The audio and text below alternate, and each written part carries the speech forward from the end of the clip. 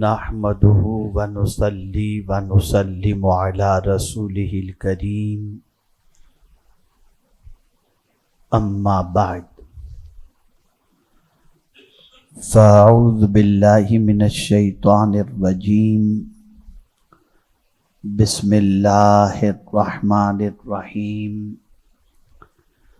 سبحان الذي أسرى بعبده ليلا من المسجد الحرام إلى المسجد الأقصى الذي باركنا حوله لنريه من آياتنا إنه هو السميع البصير صدق اللہ العظیم۔ الصلاۃ والسلام علیک یا رسول اللہ،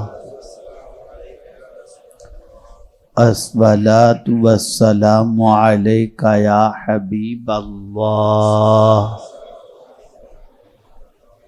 الصلاۃ والسلام علیک یا نبی اللہ، الصلاۃ والسلام علیک یا نور اللہ، وعلی آلک واصحابک یا حبیب اللہ، صلی اللہ تعالی علیہ وسلم۔ میرے پیارے آقا صلی اللہ تعالی علیہ وسلم کے پیارے دیوانوں، آپ جانتے ہیں کہ یہ ماہ رجب المرجب ہے اور اس ماہ مبارک کی 27ویں شب کو رحمت عالم نور مجسم فخر آدم و بنی آدم صلی اللہ تعالی علیہ وسلم کو اللہ عز و جل نے سفر معراج سے اور سفر معراج میں اپنے دیدار سے مشرف فرمایا۔ رسول اعظم صلی اللہ علیہ وسلم کے سفر معراج کا تذکرہ اللہ نے یوں بیان کیا، یوں تذکرہ کیا کہ پاک ہے وہ ذات جس نے سیر کرائی اپنے بندے خاص کو رات کے مختصر سے حصے میں مسجد حرام سے مسجد اقصی تک الی آخرہ۔ مجھے آج سفر معراج سے متعلق کچھ نہیں کہنا، انشاءاللہ اس سے متعلق آپ ممکن ہے آئندہ جمعہ کو اور یوٹیوب کے ذریعے اس سے متعلق تفصیلی خطاب کو سن سکیں گے۔ مجھے آج یہ بتانا ہے کہ اس بڑی رات میں کرنا کیا ہے، اور خاص طور پر بہت ساروں کے ذہن میں یہ بات آتی ہے کہ یار رات تو رات جیسی ہی ہوتی ہے، ایسا تو ہے نہیں کہ اس رات کو چاند نہ نظر آتا ہو یا اس رات کو سورج نظر آتا ہو، جیسے روز رات ہوتی ہے ویسی ہی وہ بھی رات ہوگی۔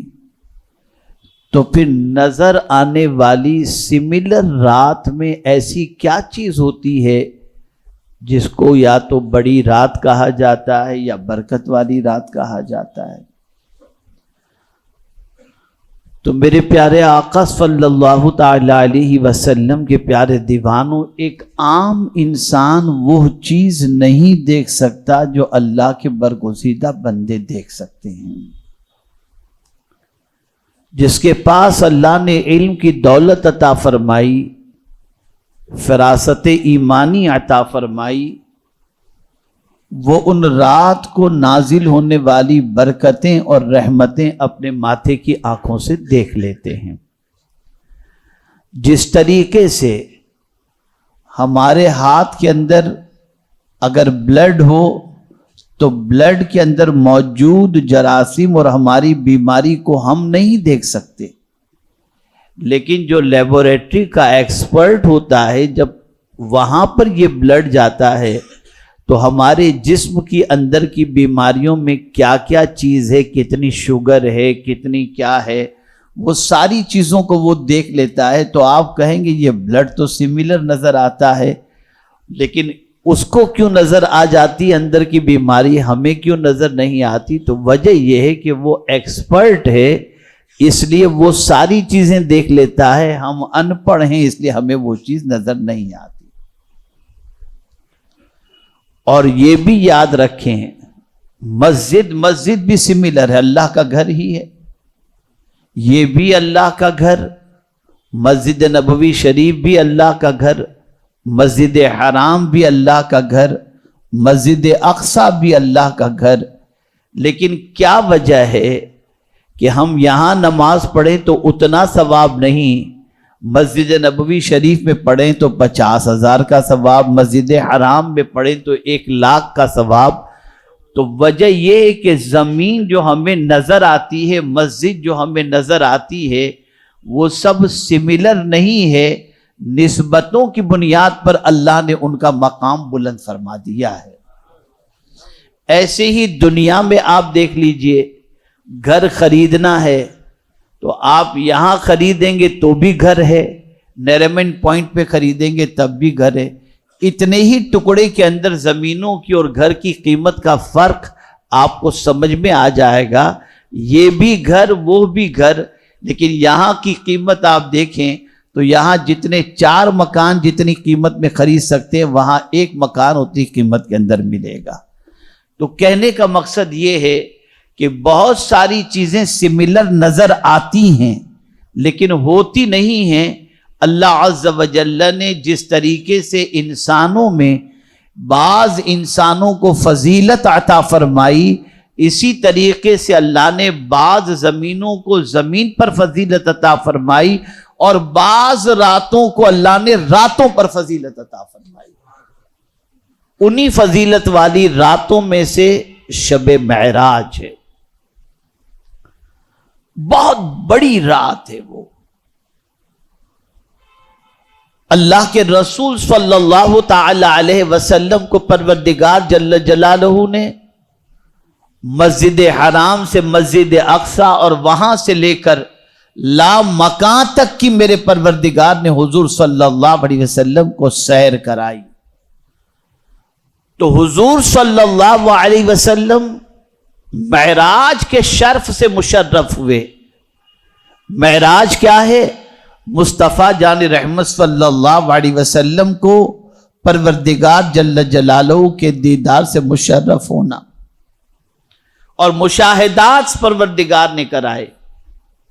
لیکن حضور صلی اللہ علیہ وسلم کی منشا ہمیشہ یہ رہی کہ میری امت جو ہے اسے بھی اللہ عز و جل ایسی نعمتوں سے مالا مال فرمائے جو نعمت میری امت کے لیے عروج اور کامیابی کی نعمت ہو۔ اب حضور صلی اللہ علیہ وسلم شب معراج تشریف لے گئے، لامکاں کی سیر کی، اللہ نے نماز کا تحفہ عطا فرمایا۔ تو اب چونکہ یہ تحفہ پروردگار نے سفر معراج میں عطا فرمایا، تو اللہ کے رسول صلی اللہ علیہ وسلم نے کسی اور عبادت کو، توجہ چاہوں گا اس نقطے پر، کسی اور عبادت کے لیے حضور نے یہ نہیں فرمایا کہ یہ مومنین کے لیے معراج ہے، لیکن نماز کی بات آئی تو اللہ کے رسول صلی اللہ علیہ وسلم فرماتے الصلاۃ معراج المؤمن، نماز مومنوں کی معراج ہے۔ حضور صلی اللہ علیہ وسلم اللہ کے قریب پہنچے، اتنے قریب کہ 2 کمانوں کا فاصلہ رہ گیا یا اس سے بھی کم۔ اور بندہ جب نماز کے اندر ہوتا ہے تو جیسے ہی وہ سجدے میں جاتا ہے تو اللہ تعالیٰ اپنے قرب کی دولت سے مالا مال کر دیتا ہے۔ اسی لیے حضور صلی اللہ علیہ وسلم نے فرمایا اللہ سے قریب ہونے کا سب سے بڑا ذریعہ سجدہ ہے، اس لیے تمہیں دعا بھی کرنی ہے تو کوشش کرو سجدے میں دعا کرنی، کہ اس وقت تم خدا سے قریب ہوتے ہو۔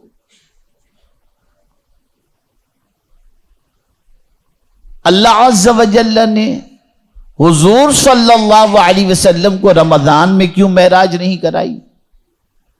اللہ نے حضور صلی اللہ علیہ وسلم کو شب قدر میں معراج کیوں نہیں کرائی؟ اللہ نے حضور صلی اللہ علیہ وسلم کو جمعہ کے دن معراج کیوں نہیں کرائی؟ نقطہ سمجھیے گا، اللہ نہیں چاہتا کہ حضور کو جو مقام ملے کسی سبب سے ملے۔ جملہ سمجھ رہے ہیں نا؟ کسی چیز سے حضور کو مقام ملے۔ اگر حضور رمضان میں سفر معراج سے مشرف ہوتے تو دنیا کہتی ہے رمضان کی برکت ہے، جمعہ کو اگر سفر معراج سے مشرف ہوتے تو دنیا کہتی ہے جمعہ کی برکت ہے۔ اگر حضور صلی اللہ علیہ وسلم شب قدر میں معراج سے مشرف ہوتے تو شب قدر کی فضیلت بیان کی جاتی کہ شب قدر کے صدقے میں اللہ چاہتا ہے کسی اور چیز سے حضور کو مشرف نہ کیا جائے بلکہ دوسری چیزوں کو عزت ملے تو حضور کی وجہ سے عزت ملے۔ اس لیے اللہ نے ماہ رجب کا انتخاب کیا، اسی لیے اللہ عز و جل نے 27ویں شب کا انتخاب کیا تاکہ اس رات کو فضیلت ملے تو حضور کے صدقے میں ملے، اس مہینے کو فضیلت ملے تو حضور صلی اللہ علیہ وسلم کے صدقے میں ملے۔ آج اگر اتنے ہمارے گناہوں کے باوجود بھی آسمان سے پتھر نہیں برستے تو اس کی سب سے بڑی وجہ یہ ہے کہ ہمیں نسبت ملی ہے مدینے کے تاجدار صلی اللہ علیہ وسلم، یہ صدقہ ہے۔ آج آپ اور ہم سے گناہ کرتے ہیں، ہم سے گناہ سرزد ہوتے ہیں، خبر بھی نہیں ہوتی لوگوں کو، کسی کو خبر بھی نہیں ہوتی۔ بڑے متقی بن کے ہم دنیا کے سامنے گھومتے ہوں، رات میں ہمارے سے کوئی گناہ سرزد ہو جائے کسی کو خبر نہیں ہوتی، وہ جانتا ہے ہم جانتے ہیں۔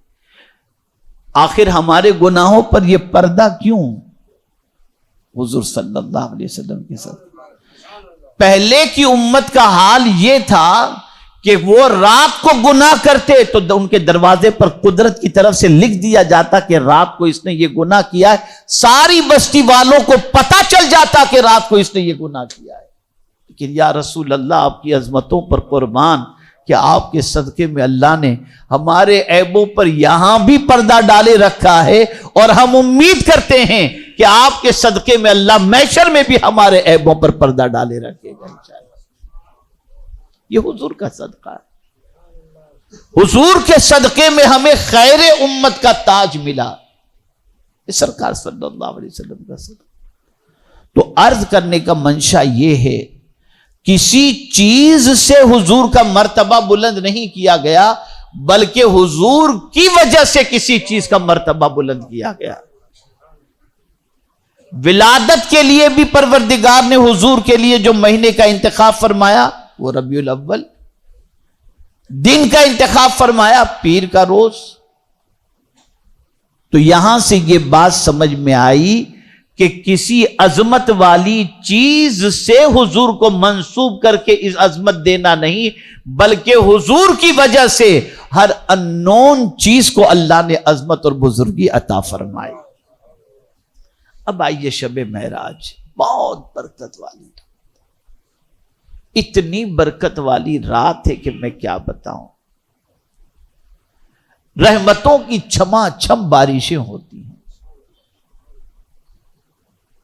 اور فرمایا گیا کہ رجب کی پہلی رات دعا قبول ہوتی ہے۔